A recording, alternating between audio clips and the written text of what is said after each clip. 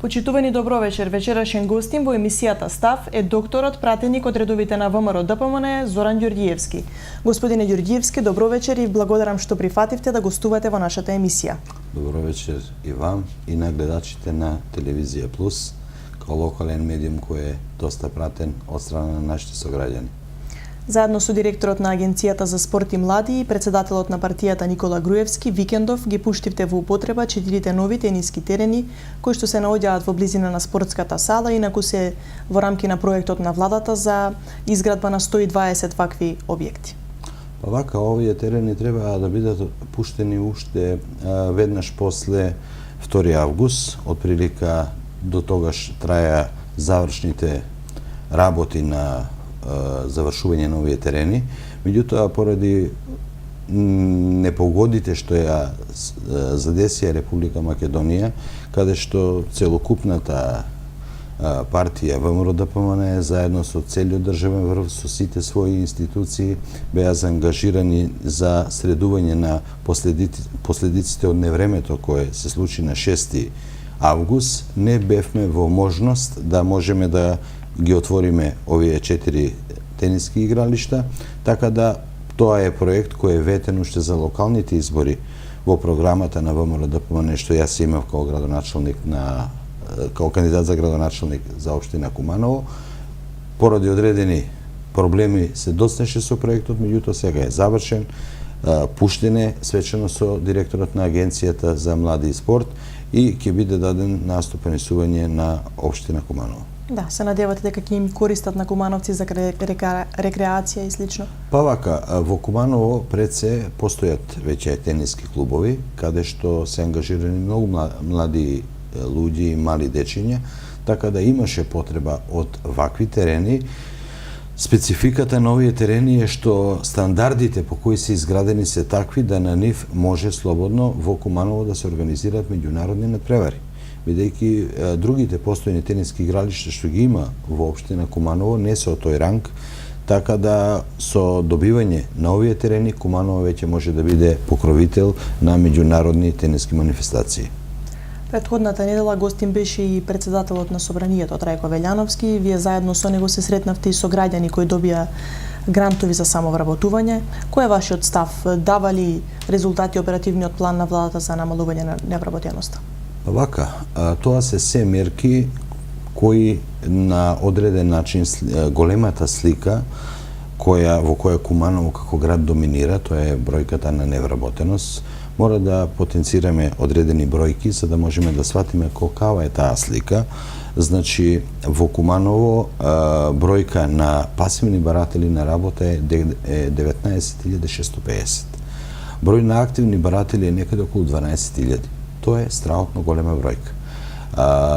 Жал ми е што во изминативе години политичките фактори од општината, од централната власт, од двете провиненции, значи и од ВМРО и од СДСМ, и да не ги амнестираме тука и коалицијските партии, да не ги амнестираме и партиите од Албанскиот блок, не направија некои поголеми напори за да овој актуелен проблем кој се протега наназад од периодот на, знаете, на растурење на фирмите од државна собственост, кога многу од тие гиганти кумановски дојдоа во позиција да бидат затворени, да отидат во стечај, да бидат продадени.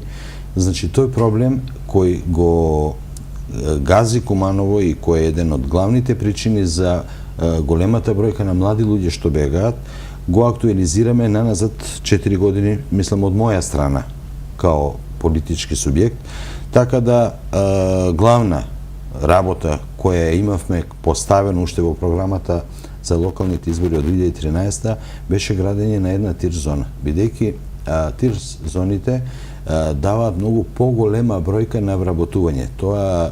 Тоа се бројки кои веднаш градот ќе ги осети. Ова се мерки кои се за многу помала целна група, меѓутоа сепак се добри мерки за сите оние млади луѓе кои имаат идеја, имаат храброст, им фали мал потик. Овие мерки даваат одредени добри бројки, така да До сега бројките во Куманово за луѓе кои имаат земено вакви грантови за самовработување и за почнување на собствен бизнис достигаат преку Македонија вработува 1, 2, 3 околу 900 луѓе. За бројка од 19.000 сепак е тоа малку. Значи продолжуваме да работиме на она главна работа што ја у повеќе интервјуа и претходно имаме најавено, а тоа е изградба на тир зоните или влегување на некој од поголемите и попознати бизнес стратешки партнери во општина Куманово, каде што бројката од 19.000 би можеле да ја преполовиме за 2-3.000 барем во самиот старт, за да може градот да почувствува дека нешто се одвива на тоа поле. Кога веќе ги споменавте до каде е постапката, се споменуваа неколку локации, мислам Аџитепе, Речица. Па вака, имаше 4 локации кои беа понудени на Агенцијата за странски инвестиции. Првата локација беше локација кај Романовце, кај асфалтната база на бетон. Меѓутоа, по законот за индустријски зони, растојанието меѓу две индустријски зони не смее да биде помало од 20 до 25 километри. Така да таа зона, ради таа близина со Бунарџик, отпадна, значи се кршеше законот. Потоа следна локација која беше понудена беше локацијата помеѓу Черкезе и Љубодраг, на место каде што порано беа Зиковите вишни. Трета локација која беше понудена локацијата на граница измеѓу Старо Нагоричино и Куманово кај Смилчинци. Тука има еден голем блок. Меѓутоа тука странските инвеститори бегаа поради поминување на големиот далековод кој доаѓа од Србија, и последната инстанца кај што беше понудено беше локацијата на Аџитепе, каде што имаме некаде околу 35 ектари земјиште, и сега веќе е во фаза да Агенцијата за просторно планирање треба да тоа земјиште го законски уреди, значи да се изврши експропријација, замена на земјиште на одредени луѓе, да се направи инфраструктура која е потребна за таа тир зона.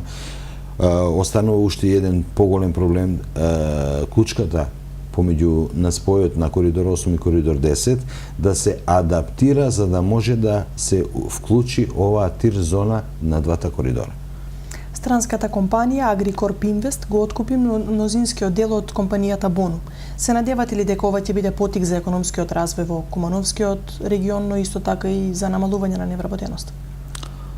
Па вака, секое влегување на поголем страни инвеститор е добар потик и добар инпут за граѓаните. Бонум во Куманово, во Кумановската општина нема локација, има локација во општина Старо Нагоричино, има локација во Скопје. Сепак тоа е многу голема фирма која најверојатно, ако ништо друго, барем ќе ги задржи постојните капацитети на вработување на луѓето од двете соседни општини. Ние се надеваме дека ќе биде зголемување на работните капацитети, бидејќи фабриката во Старо Нагоричино има шанса да даде многу поголеми вработувања отколку што беа вработувањата во Бонум во тоа време. На денот на независноста на кој што се одбележи во Куманово, беше забележено дека слабо се одржуваат спомениците на борците од НОБ во градот. Зошто според вас се оставени во таква состојба? Граѓаните ги обвинуваат и централната, но и локалната власт. Тој проблем е горлив проблем и не е од сега. Тој проблем е потенциран многу години наназад. Одредени шпекулации има околу стопанисувањето со целокупното земјиште, кај што е спомен Костурница. Министерството за култура е одговорно за самиот споменик. Меѓутоа, за целокупната инфраструктура околу споменикот, зеленилото, одржување на хигиената и на сите други работи се под владение на Кумановска чистота и зеленило. Значи, локалната самоуправа е најдиректно одговорна за целокупната состојба околу споменикот. Значи, Министерството за култура е задолжено стрикно за споменикот кој е под негово владение. Така се распределени работите. Шпекулациите, одговорен е овој, одговорен е оној, не држат вода, бидејќи сепак Тоа е еден од најпознатите споменици во општина Куманово и требаше да има добра волја од локалната самоуправа и од локалната комунална фирма Чистота и зеленило да се одржува тој споменик, бидејќи беше еден од најубавите споменици по одржување во времето кога постоеше онаа бивша Југославија. Актуелна тема изминатиот период беше и кривичната пријава која што ја заработи градоначалникот на Куманово. Тој е осомничен дека е злоупотребил службената положба и овластување со тоа што пуштил во употреба реконструирана крстосница за која што немал употребна дозвола. Како ја коментирате ова? Па вака, јас сум политичар, не сум правник. По вокација сум плюс и доктор хирург.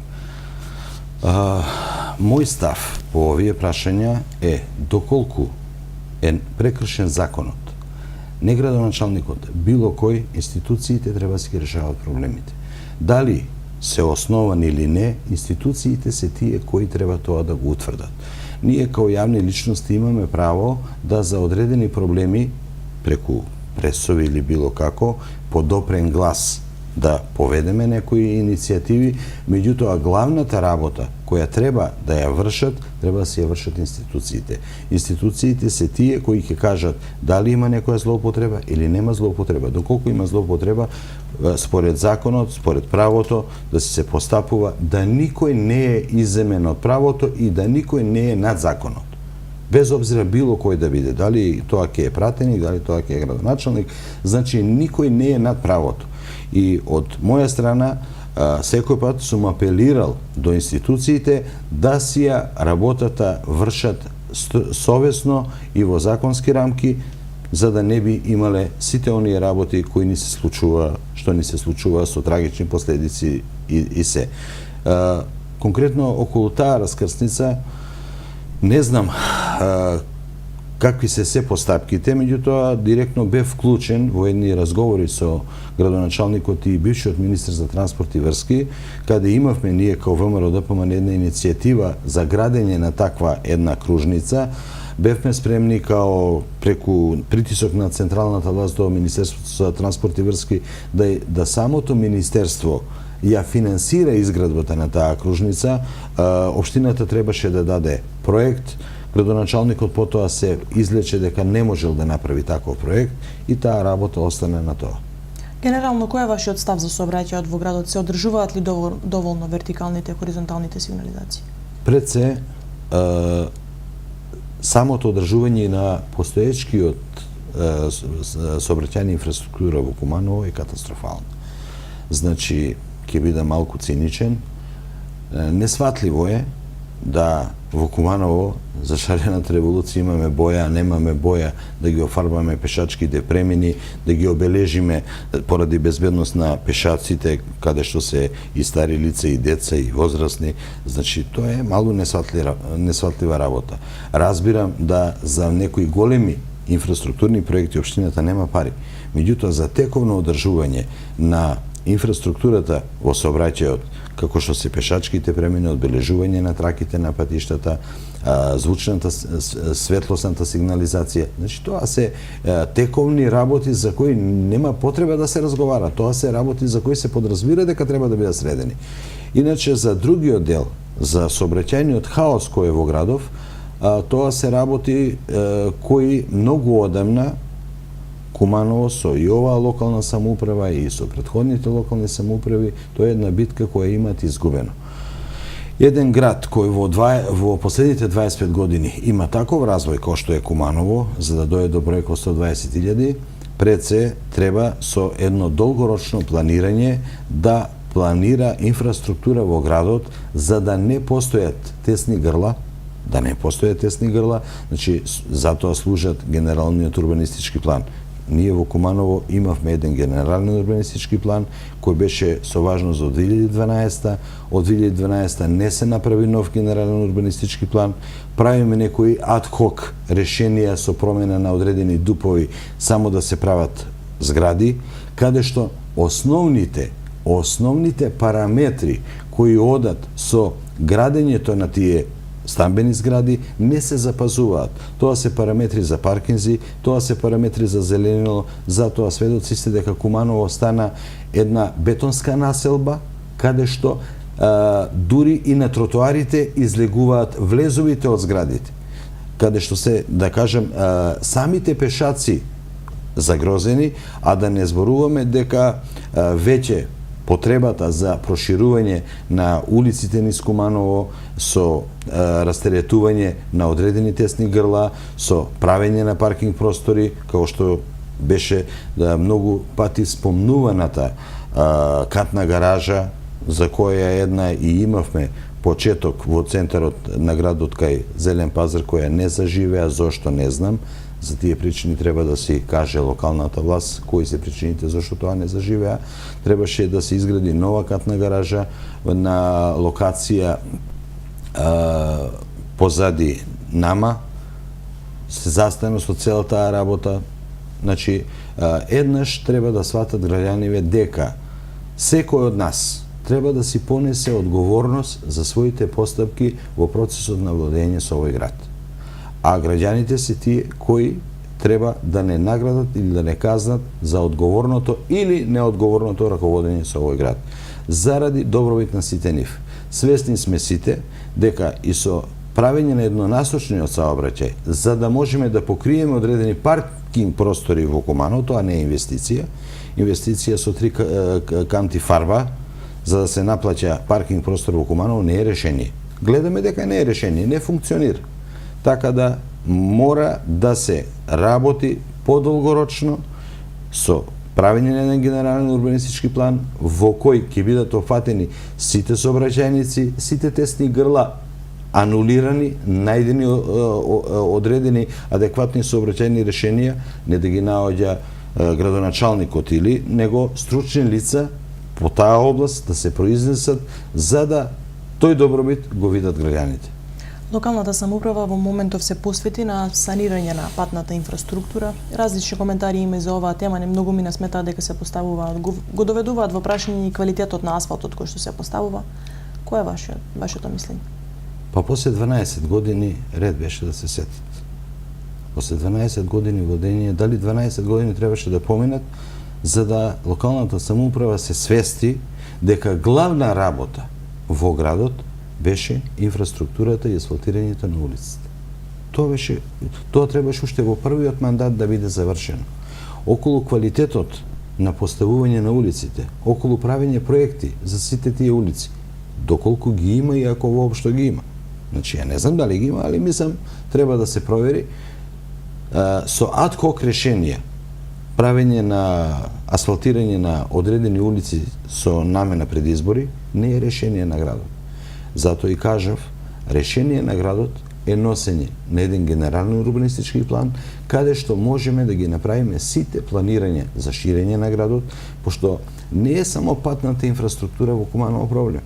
Значи, кога немаш еден генерален урбанистички план, кога не го спроведуваш тој генерален урбанистички план, се ова сообраќаен метеж, се јавуваат проблеми со водоснабдувањето, бидејќи ако на одредена локација сте имале стамбени куќи во кои имало по 4-5 лица кои живеат, сега на таа локација правите стамбени згради во кои ќе има по 100 стана, по 100 фамилии, а доводот на вода е истиот од претходно, ќе имаме проблеми. Ке нема вода, ке пукаат цевки поради поголем притисок, немање на канализациона инфраструктура во 21 век, голем дел од кумановските населби и новонастанати и добар дел од старите населби не е решена фекалната канализација. Зашто зборуваме? Значи, ад-хок решенија доста. Видовме докаде го доведе Куманово. Време е да почне да се работи со планирање стручни од соодветни стручни служби за да тој бенефит почнат да го гледат граѓаните на Куманово. Да, веќе е започната и санацијата и реконструкција и поставување на нова 26 километарска канализациона мрежа во градот, која што е дел од ИПА програмите. Сметате ли дека општинскиот буџет може да дозволи ваква поголема инвестиција или пак мора? Вака, тоа е кредит земен преку Министерството за екологија. Цел е да сите приградски населби кои фигурираат во општина Куманово да основната, да се разбереме, основна инфраструктура е водовод, канализација и асфалтирање на пат. Во помодерните градови таа работа е прва која се прави. Значи, со урбанизација на една површина се поставува комплетна оваа основна инфраструктура, така да во предвидените парцели се прават одредени стамбени објекти, згради, куќи, приватни стамбени куќи и така. Кај нас иде се наопаку. Се тоа ќе се направи, луѓето со години ќе газат кал, со години ќе немаат фекална канализација, за атмосферска канализација тоа е мислена именка, а свесни сте со нерешена атмосферска канализација дека се почесто и почесто имаме поплави. Значи, Куманово немаше поголем дожд, а да немаше поплава во одредени региони на Кумановската општина. Значи, тоа е се од едно непланско раководење на општината, едно стихино адхок раководење на општината, така да сега во 21 век се фалиме со 26 километри фекална канализација. И таа се уште не е ни почнена да функционира. Значи, една од поелитните населби, тоа е населбата во Гладно поле. Урбанизиран дел. На тој урбанизиран дел требаше да бидат завршени и поставени, бидејќи луѓето со поднесување за добивање на градежна дозвола мораат комуналите да ги уплатат. Ги уплаќаат комуналите. Општината е должна според тие уплатени комунали да испорача на граѓаните комплетно ова основна инфраструктура што треба граѓаните да имаат. Бројни граѓани реагираат и на хигиената во градот. Велат дека нередовно се изфрла сметот и дека хигиената во градот, како што кажавме пред малку, е на очајно ниво. Значи, тука има повеќе фактори. Значи, покрај факторот комуналното предпријатие кое е испод нивото на пружење на услуги како што треба, а тоа е долго чекаат полни контейнери со ѓубре кои не се изфрлаат, значи нередовното изфрлање, менаџирање со отпадот. Можем да кажам, нека ми се налутат граѓаните, доста и несовесно и нееколошко однесување на сите граѓани во општина Куманово. Сепак треба да стартуваме со една повисока свест во справување со отпадните материи, независно на менаџирањето како се менаџираме, и тоа сепак треба да има свест кај граѓаните. Во време кога менаџирањето на отпадот секаде во Европа е една од најдоходовните работи, каде што самата фирма која менаџира со отпадот ги стимулира граѓаните да при самото стварање на отпад се прави селекција зависно од материјалот кој треба да оди во отпад, така да секаде во свет, значи веќе е одамна присутно селективното одложување на отпадните материи. Кај нас тоа го нема. Покрај тоа што тоа го нема, како што кажавме, имаме лошо менаџирање со изнесување на постоечкиот отпад, така да Куманово као град е очаен. Тука доаѓа и плюс тековното одржување на улиците, кое го има комуналното предпријатие Чистота и зеленило, кое е жално.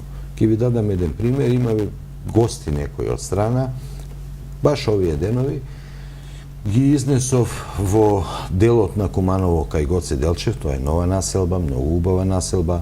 Делот баш кај што е трговскиот центар е нешто жално да се гледа. Сега е ептен малку залади, иначе да не кажам може да не изненади у топлите денови и некои влекачи да не излезат тука на хигиената. Мислам дека со месеци најлоните и ѓубрето тука што е лоцирано не е исчистено. А тој дел е, да не кажам, еден од најубавите и најновите делови во Куманово. Штом тој дел така се менаџира, што да правиме и што да збориме за руралните делови како што е населба Перо Чичо или населба Карпуш. Илузорно е да се зборува. Вашите сопаратници во сабота го обвинија градоначалникот и локалната администрација дека тие се виновни за неисплатените плати на професорите од средното училиште Перо Наков кои започнаа предупредувачки штрајк. Од ВМРО ДПМН истакна дека локалната самоуправа задоцнила со законската обврска да ги достави програмите. Пред се, секаде во Република Македонија, Министерството за финансии, сите овие донации, тоест плаќања за образованието, во ист временски интервал тие средства ги пуштаат. Значи, независно дали се работи за опозицијска општина или за позицијска општина, Министерството за образование преку Министерството за финансии исти ден ги пуштаат парите на сите. Значи, не можеме да ние во општина Старо Нагоричино, во општина Ранковце, во општина Липково, во тие училишта, луѓето да добијат плата, кумановските да не добијат. Тоа е нонсенс. Значи, грешката е во менаџирањето со тие средства во општината. Како се менаџира, кој е виновен за таа работа, треба самите институции да си кажат и да се произнесат, меѓутоа, доколку беше на централно ниво, тогаш ќе беше за цела Република Македонија. Не може, многу наставници од Куманово работат во општина Липково, работат во општина Старо Нагоричино, работат во општина Ранковци. Сите што работат таму во еден исти временски интервал ги добија своите плати за своето работење. Додека во Куманово се досни со таа работа. Зошто се досни? Треба надлежните институции да излезат и да си дадат отчет пред наставниците каде е проблемот и кој е одговорен да поднесе одговорност. Значи, време е веќе еднаш да почне да функционира категоријата одговорност за своето работење. Додека не почне тоа да функционира, ќе имаме вакви состојби како што имаме и до сега. Како сте задоволни од условите во кои што се одвива наставата во училиштата? Исто така членовите на Општинскиот комитет на ВМРО ДПМН на неодамнешниот прес го обвинија градоначалникот и директорката на Основното училиште Кочо Рацин дека поради својата негрижа за одржување на дворното место ги доведуваат во опасност учениците. Па сега слушнав за тој проблем. Тој проблем се сега актуализира.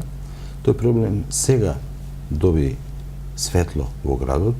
Иначе тој проблем постои 5 години.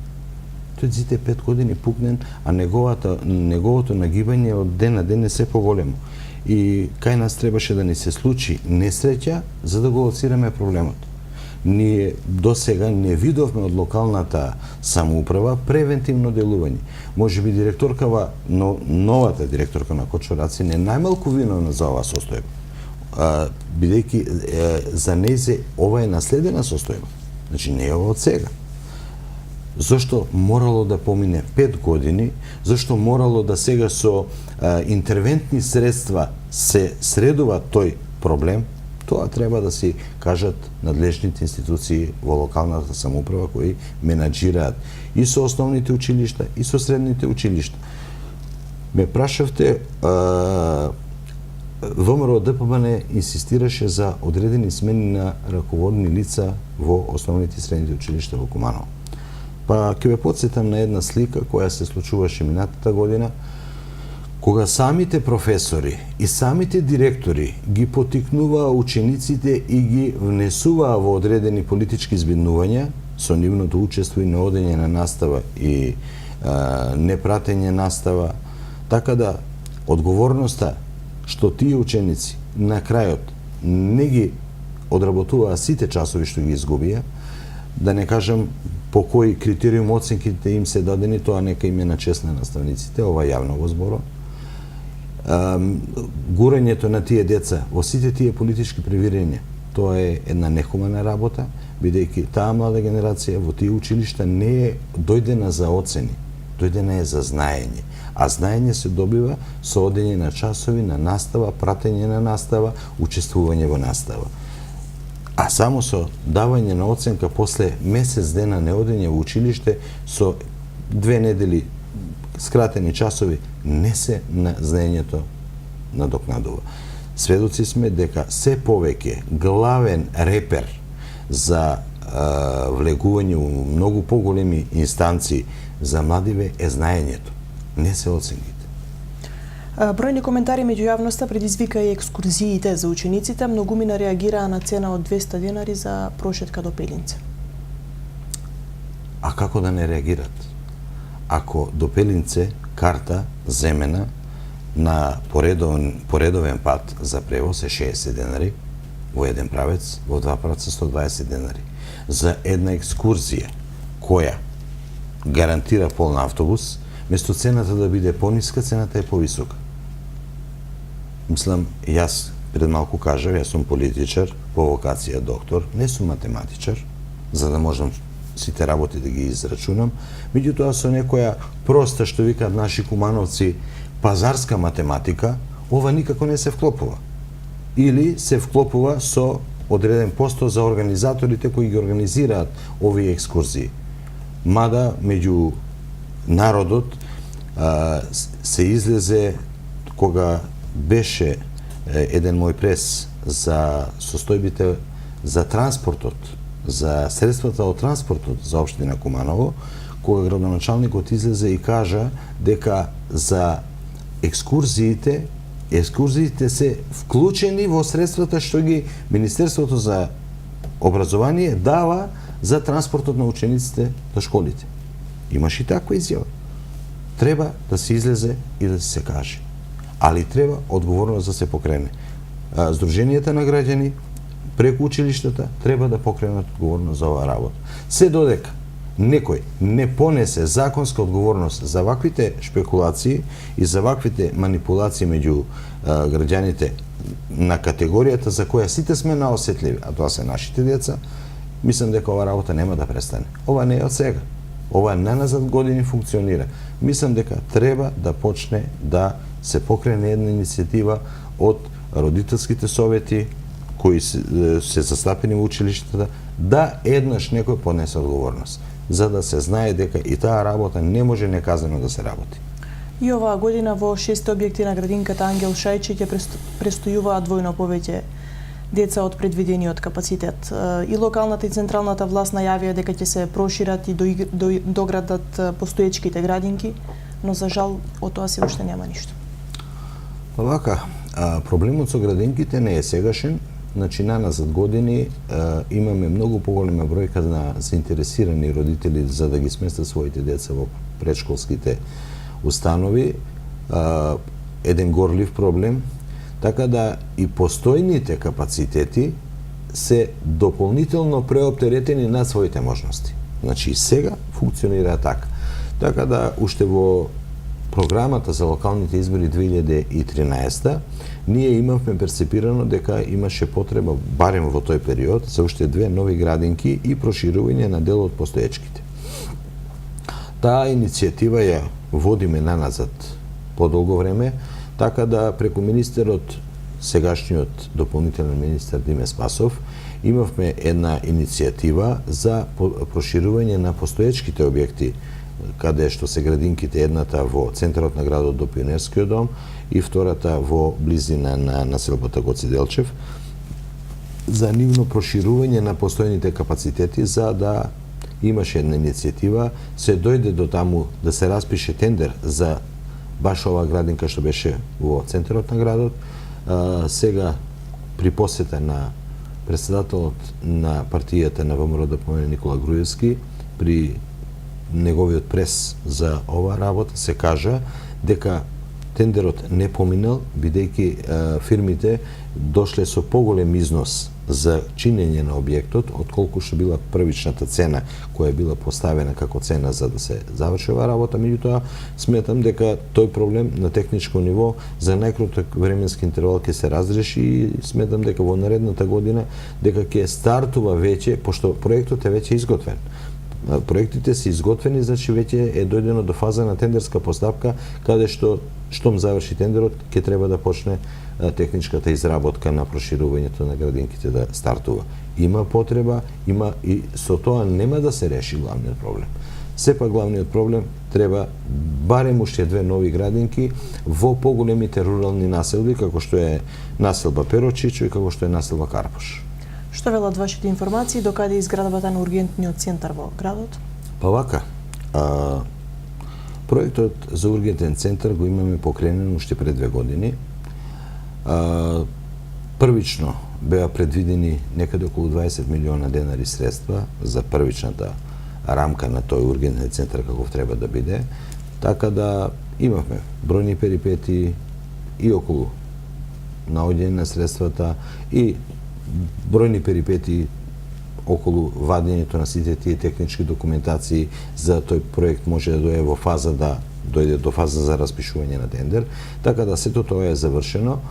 Завршената работа околу тој ургентен центар е дека за 2 недели ова го изјави јавно и председателот на партијата, поранешниот премиер господин Никола Груевски, за 2 недели треба да стартува тендерот за ургентниот центар. Што добиваме? Па добиваме близу 700 квадрати корисна површина во која ќе биде сместен рентген диагностика, компјутерска томографија, лабораторија, сите амбуланти хирушки со итна хирушка амбуланта, така да до сега онаа слика на повредени луѓе кои се носе низ дворот на болницата под секакви временски услови, веќе ќе го нема, така да времетраењето на поставувањето на диагнозата на повредените и на болните во ургентниот хирушки центар ќе биде скратено за многу и пружањето на онаа помош која е потребна за таквите случаи ќе дојде во многу пократок временски рок.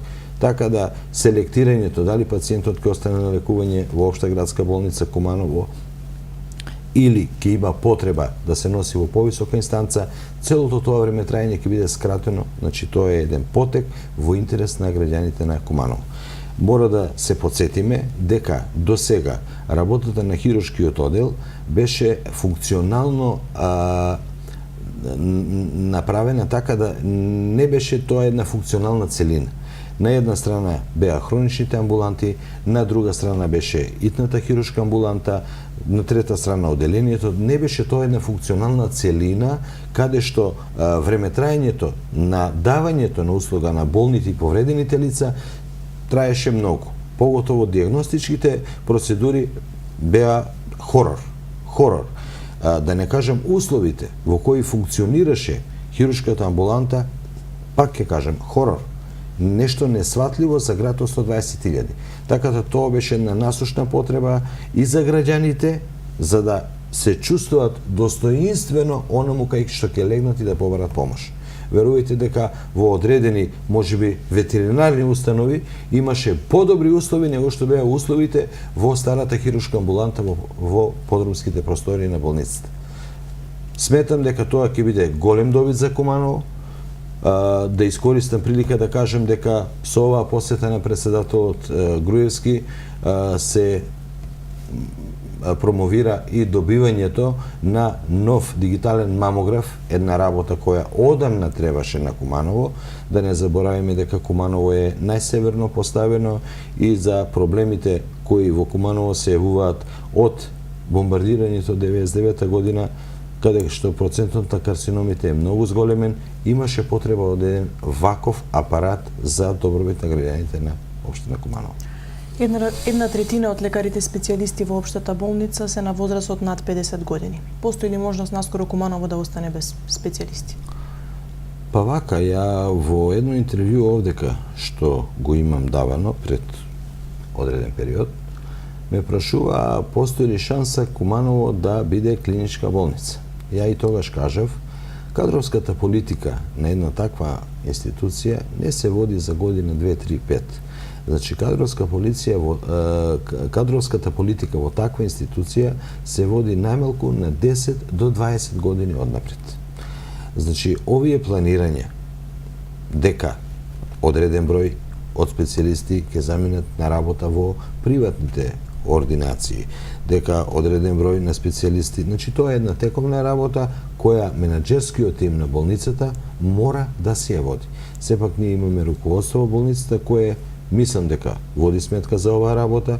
Во последниве 2-3 години сведоци сме дека се дадоа бројни специјализации во општина Куманово, се направи напор да и постојните млади специјалисти кои приватно специјализираат да бидат повлечени за работа во општата градска болница. Тоа е една тековна проблематика која мора да има активно менаџирање цело време.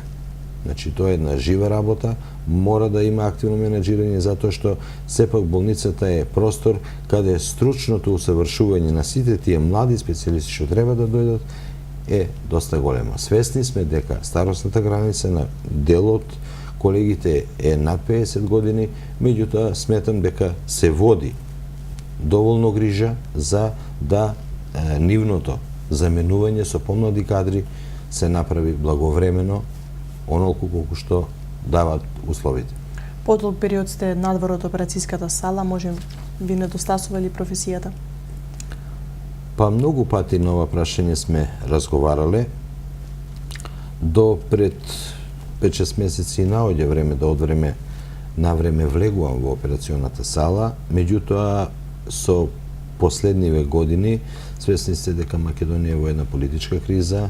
Ние пратениците имавме еден многу голем ангажман, буквално ангажман од утро до ноќ, до ниедно време, со многу партиски задолженија, со станоци, така да времето потребно за да може да се посвети малку и на овој дел го немам. И нехумано е да само дојдеш во болницата, направиш операција и повеќе да не го видиш пациентот. Значи, оперативата е одговорна работа, имаме преоперативна припрема, имаме операција, имаме постоперативен третман.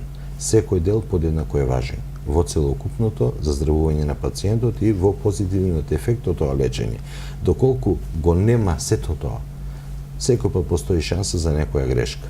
Доколку немаш време да го направиш тоа онака како е препишано по протокол, не го работи. Значи, секој пат е многу почесно пред луѓето тоа да не го сработиш, отколку да го сработиш половично, а после да се јават одредени последици. Да, запознаени ли сте докаде е инвестицијата која што е планирана за водоводна и канализациона мрежа во селата Пчиња и Романовци? Тука имаше проблем помеѓу соработката на централно и локално ниво. Па вака, со предпоследната посета на тогашниот премиер Никола Груевски во селото Пчиња и во селото Романовци, од средбите со граѓаните беше актуализиран проблемот за водовод во село Пчиња и проблемот за решавање на фекална канализација во село Романовци. Постоеа средства кои едно време не ги спомнуваше актуелната локална самоуправа, сега во последно време ги спомнува, меѓутоа ги спомнува за некои други намени, кои треба да се искористат за таа намена. Средства од Европска банка за развој беа предвидени за градење на инфраструктура и тоа водоводна и фекална. Значи, циљено беа дадени, беа некаде околу 3,5 милиони евра предвидени за општина Куманово. До сега општина Куманово од многуте договори што ги имавме правено, пред година дена имавме договор со градоначалникот и со сегашниот министер за транспорт и врски, во Министерството за транспорт и врски имаше тука и жители од населба Пчиња, каде што се даде ветување дека проектот за село Пчиња за водовод ќе биде изготвен и дека проектот за фекална канализација за село Романовци ќе биде изготвен и предаден до Министерството за транспорт и врски, од каде што требаше да се распише тендерска поставка и да целата таа работа тргне. Меѓутоа, од проектите кои тогаш беа договорени, нема ништо. Упорно се потенцира проектот за електронски водомери за општина Куманово, така да по приоритети и по претходни договори кои веќе се направени и зборови дадени од релевантните структури во тие разговори, меѓу кои беше изборот на министерот, изборот на градоначалникот, да кажем, каде јас како медијатор бев тука присутен, немаме ни од целата таа работа. А целата таа работа се проектите изготвени од општина Куманово за тие два проблема. На последниот прес што го даде министерот за транспорт и врски, кажа дека доколку општина Куманово и нема финансиска можност за да ги направи проектите, Министерството за транспорт и врски е спремно да и со финансиска подршка за овие проекти излезе. Натаму оставам да судат граѓаните на општина Куманово. Каде е проблемот заради незавршување на овие работи. Инаку да потенцирам дека средствата од програмата на Европската банка за развој стојат веќе предвидени за општина Куманово 4 години или 5. Не ме држете за збор, али мислам дека веќе се околу 5 години. Така да мислам дека 2017 со завршување на 2017 тие средства постои шанса да бидат повлечени од Европската банка. Кој е вашиот став за културата во градот? Доволен ли е бројот на културните манифестации кои што се одржуваат? Па вака, Куманово е една од најголеми локални самоуправи. Сметам дека ангажманот околу културните настани треба да биде многу поголемо од оној сега што е, да инцидентните фестивали не бидат главната насока, него да имаме тековни културни настани кои ќе се во континуитет присутни меѓу граѓаните. Сметам дека такви работи нема.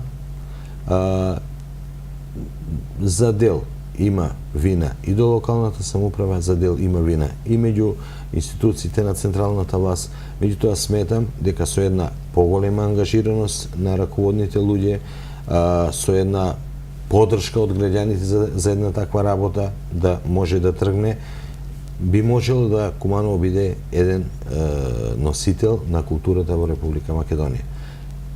Се сведува на отворање на некои ситни изложби, ситни настани, по некој фестивал. Не е тоа она што Куманово може да го понуди.